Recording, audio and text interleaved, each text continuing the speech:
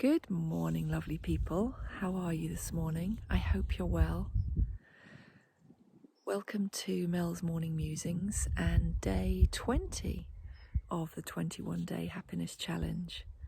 It's absolutely a beautiful morning here, and I thought you might like to see the sunrise coming up. Isn't that so beautiful? And what a lovely, lovely sky. There's so much beauty I find just in the clouds sometimes. Yes, I'm a dreamer. I love watching the clouds move by, the shapes they make.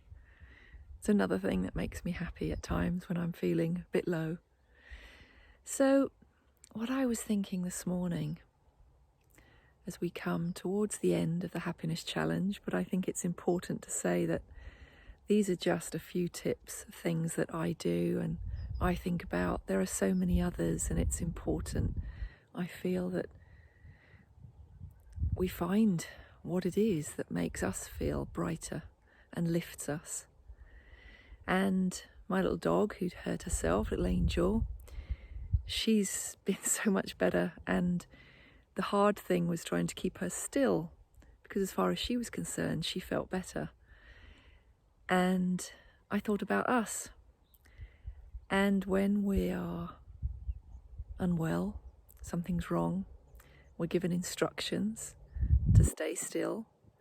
I remember when, I've talked about it before, when I was in intensive care a lot when I was young, and once I was through it and over it, I wanted to get out. I wanted to pull out all the drips and get out. I was fine, because I could just see that I wanted to get on with life and not sit there.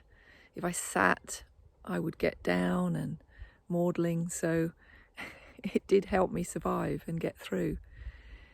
And I was talking about this with a friend recently who is also wanting to just get on after having had an operation. But it is that positivity that adds so much to our healing. And it's a fine line. Do what the doctor says and envisage you being well. And that's what I thought about, was our vision of the future, our imagination.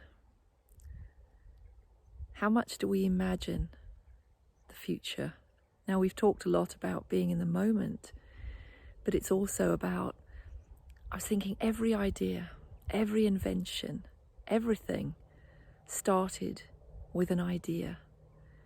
Everything started with someone's imagination, and then they put it together with their expertise and their skill, making lots of mistakes, that whole falling down 7 times, get up 8, to make what they imagined of their future to be.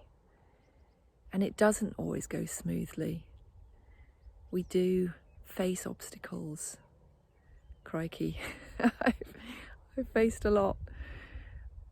But then when I use all the things that I've talked about in the last few days and get back on track to imagining, just imagine your best future.